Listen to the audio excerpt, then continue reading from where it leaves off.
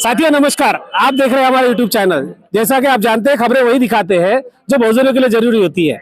वर्तमान में महाबोधि महाविहार का जो मुद्दा है बहुत जोरों शोरों से चल रहा है और कहा जाता है कि महाबोधि विहार पर ब्राह्मणों का कब्जा है। ब्राह्मणों का कब्जा महाबोधि महाविहार पर क्यों है, ये जानने के लिए हम अभी नागपुर के जिलाधिकारी कार्यालय पर आए हुए हैं और यहाँ पर बुद्धिस्ट इंटरनेशनल नेटवर्क नाम का जो संगठन है वह यहाँ पर जिलाधिकारी जो अधिकारी है उनको निवेदन देने के लिए आए हुए हैं। साथ ही यहाँ पर हम कुछ मान्यवर है उनसे भी मिलना चाहते थे और वो अभी हमारे साथ में है। उनकी प्रतिक्रिया जानते हैं, इसके बारे में उनका क्या कहना है। तो सबसे पहले सर आपका परिचय जानेंगे। मैं एडवोकेट राम टेके नागपुर में प्रैक्टिस करता हूँ। सर आप एडवोकेट है और आप इस आंदोलन को समर्थन देने आए हैं, क्या वजह है जो महाबोधि महाविहार का जो आंदोलन है इसको आप समर्थन देने आए, क्या वजह है? क्या है कि बात यह है कि यहाँ धर्म स्वातंत्र है और समानता की धर्म स्वातंत्र की बात यहाँ की गई है। आप देखेंगे कि जहाँ चर्च है तो वहाँ चर्च का अधिकारी है, यदि कोई मुस्लिम है इस्लाम है तो उनके जो भी है वहाँ उनका अस्तित्व है, उनके कब्जे में है। कोई हिंदू का यदि मंदिर है तो वहाँ भी उनके जो भी धर्मचारी है वहाँ बैठे हुए हैं। और ये महाबोधि विहार जो कुछ भी अपन बता रहे हैं, वहाँ तथागत ने जो भी है शिक्षा पाई है, बुद्ध का ज्ञान पाया है, ये सभी भारत ही नहीं तो पूरे दुनिया में ये मान्यता है। और ये बोधि विहार जो है वो बुद्ध का है, ये सबको मालूम है। सभी के जो मंदिर है, मस्जिद है, जो भी है वो उनके कब्जे में है। फिर हमने ही ऐसा क्या किया है कि जो हमारा अस्तित्व है वो किसी के कब्जे में हो। हमारा जो बुद्ध विहार है वो हमारे लोगों के कब्जे में होना चाहिए, हमारा वह अस्तित्व होना चाहिए, हमारे विचारों का ज्ञान प्रदान वहाँ होना चाहिए, आचार संहिता वहाँ होनी चाहिए। सब लोग देखेंगे कि ये बुद्ध का है, वो बुद्ध का ही रहना चाहिए। इसीलिए यह हमारा सभी लोगों का ये कहना है कि ये बुद्ध का जो भी विहार है वो बुद्धों के ही कब्जे में आना चाहिए, वहाँ बुद्धों के धर्माचारी बैठना चाहिए, ये हमारा कहना है। सर अभी हम बुद्धिस्ट इंटरनेशनल नेटवर्क के राष्ट्रीय प्रभारी हमारे साथ में है, जानते हैं उनकी प्रतिक्रिया। तो सर क्या कहना चाहेंगे जो बुद्धिस्ट इंटरनेशनल नेटवर्क के द्वारा जो आंदोलन पुकारा गया है महाबोधि महाविहार बचाओ का, उसके बारे में क्या कहेंगे?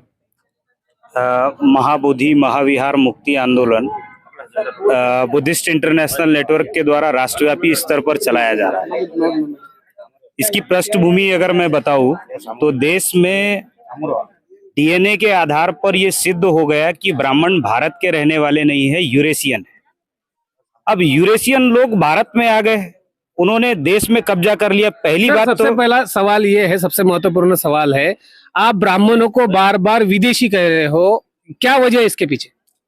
इसके पीछे एक वजह यह है कि ब्राह्मण लोग विषमता को मानने वाले लोग हैं, असमानता गैर बराबरी को मानने वाले लोग हैं। और डीएनए के आधार पर 2001 में माइकल बामसाद ने जो रिपोर्ट दिया, उस आधार पर डीएनए की रिपोर्ट के आधार पर ब्राह्मण विदेशी है। ये डीएनए का जो टेस्ट है केवल एक बार भारत में नहीं हुआ, बल्कि इसके अलावा 2017-2018 में भी एक डीएनए का टेस्ट हुआ जिसमें 118 वैज्ञानिक शामिल थे और उन्होंने भी ये डीएनए का रिपोर्ट पूरे दुनिया भर में पब्लिश किया कि भारत के अंदर ब्राह्मण जो है वो यूरेशियन है, विदेशी है। उनका वास्तविक नाम यामनिया है और उनका जो प्लेस है वैज्ञानिकों ने ढूंढ कर निकाला कि वो किस जगह से आए हुए हैं। तो यूरोप और एशिया के बीच में आस्की मोजी नाम का एक प्रांत है जिसको हम यूरोप और एशिया के बीच के भाग को यूरेशिया कहते हैं, वहां से ये आए हुए हैं।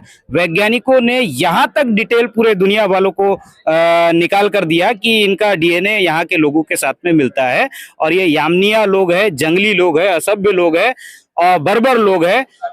इन लोगों ने भारत में आने के बाद विषमतावादी व्यवस्था को निर्माण किया, जाति जाति के टुकड़ों में लोगों को बांटा, वर्ण व्यवस्था बनाई, असमानता फैलाने का काम किया। उसके अलावा धर्म के अंदर भी उन्होंने इंटरफेयर करने का काम किया।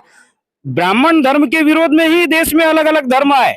इस्लाम असमानता पर आधारित, ब्राह्मण धर्म के विरोध में भारत में समानता पर आधारित धर्म आया इस्लाम। ऐसे ही बुद्धिज्म जो है वो पहले से भारत में था। सर आपको रोकना चाहूंगा, सबसे महत्वपूर्ण सवाल ये है कि वह जो ब्राह्मण है वो भी मानव है और आप उनको विदेशी कह रहे हो, तो क्या उनके साथ मानवता का व्यवहार नहीं होना चाहिए? आप तो उनको विदेशी कह के अलग थलग कर रहे हो। बुद्धा तो इस बात को नहीं मानते।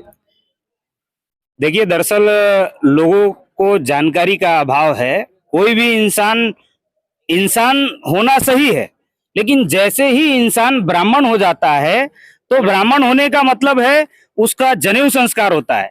जनेऊ संस्कार का मतलब है उसको दीक्षा दी जाती है कि तुम सबसे ऊंच हो, कनिष्ठ वरिष्ठ हो और बाकी सब तुमसे नीच है यानी कनिष्ठ है।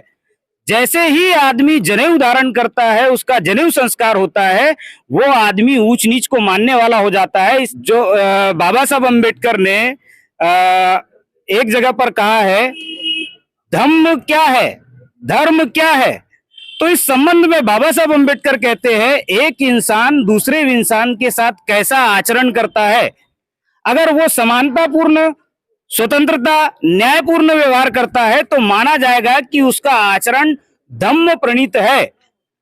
अगर वो समानता का व्यवहार करता ही नहीं है तो इसका मतलब वो धम्म या धर्म में यकीन रखने वाला आदमी आपको नहीं रोकना है। चाहूंगा, सबसे बड़ा मुद्दा है आपका जो आंदोलन है वो क्या ब्राह्मणों के खिलाफ है या महाबोधि महाविहार बचाने के लिए है? देखिए, देश में सभी समस्याओं की एक जड़ है विषमता। विषमता फैलाने वाले लोग ही महाबोधि महाविहार पर कब्जा कर रहे हैं, जबकि संविधान ने सभी को धार्मिक स्वतंत्रता का अधिकार दिया है। बावजूद इसके वो लोग क्रिश्चियनों की चर्च में जा रहे हैं, मुसलमानों की मस्जिदों को खोदने का काम कर रहे हैं, साथ में देश भर में सिखों के वहां पर भी, गुरुद्वारों पर भी यही काम कर रहे हैं और बुद्धिस्ट लोगों की विरासत पर कब्जा करने का काम जगह जगह पर कर रहे हैं, जिसका बड़ा उदाहरण महाबोधि महाविहार है। वहां पर ब्राह्मणों ने, विदर्भी ब्राह्मणों ने कब्जा कर लिया है। जबकि 1949 को जो टेम्पल एक्ट बना, टेम्पल एक्ट बनने के पहले अंग्रेज जजों ने पुरातत्व विभाग के सबूतों के आधार पर यह डिसीजन दिया था कि महाबोधि महाविहार ये बौद्धों की जगह है, ये हिंदू स्थल नहीं है। हिंदू स्थल नहीं है ऐसा डिसीजन देने के बावजूद भी जब देश में से अंग्रेज चले गए और ब्राह्मणों का देश पर कब्जा हो गया तो जवाहरलाल नेहरू ने ब्राह्मणों का लोकतंत्र पर कब्जा करा दिया और जजेस सारे ब्राह्मण हो गए। जब जज ब्राह्मण हो गए तो ब्राह्मण जजों ने 1949 को डिसीजन दिया कि ये हिंदू स्थल भी है और बौद्ध स्थल भी है, जबकि हिंदू स्थल होने का कोई पुरातात्विक सबूत उनके पास नहीं था।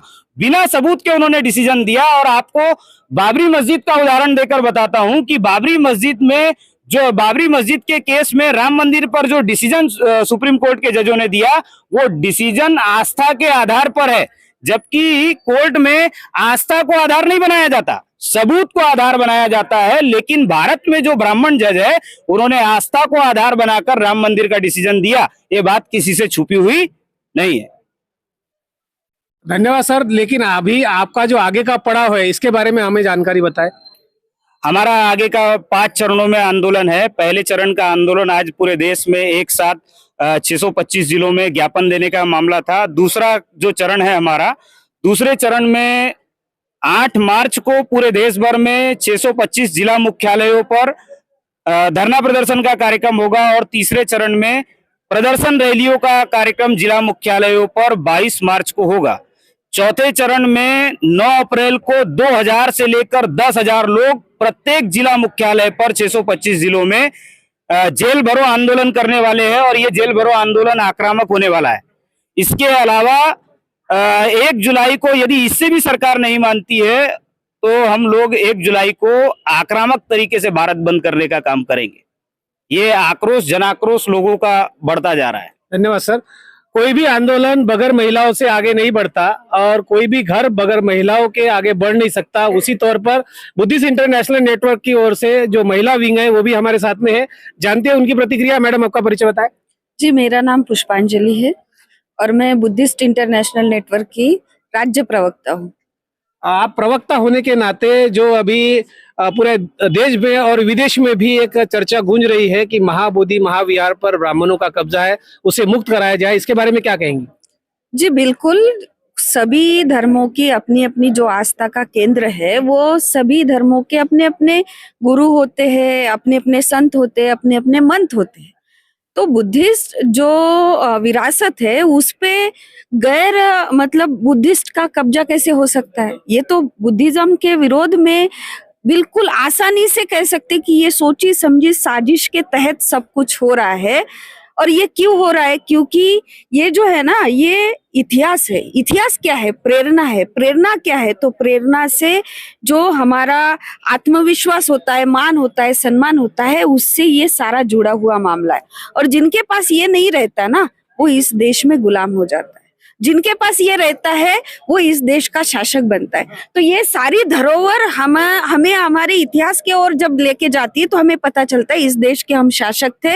और 84,000 जो बौद्ध स्तूप बनाए वो उसका यानी इतिहास है, लेखा जोखा है। और ये मिटाने के लिए ये सारा कुछ षड्यंत्र इस देश में हो रहा है।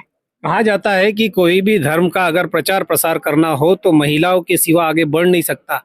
तो जो आपका जो आंदोलन है, उस आंदोलन में महिलाओं का क्या योगदान है और क्या योगदान रहेगा? जी, पूरे भारत में आप देखेंगे आने वाले समय में हम खुद भी, क्योंकि ये जो किसी धर्म में ये आजादी दी है या नहीं दी है वो पता नहीं, लेकिन बुद्धिज्म ने जो आजादी हमको दी है, और बाबा साहब ने भी संविधान लिखा है, तो बाबा साहब ने भी जो हमको आजादी दी है, और वो आजादी कौन सी आजादी है? मान सम्मान की आजादी है। अगर उसके लिए भी हम लोग आगे नहीं आएंगे तो फिर हम बाबा साहब को और बुद्धा को मानने वाले लोग नहीं हो सकते।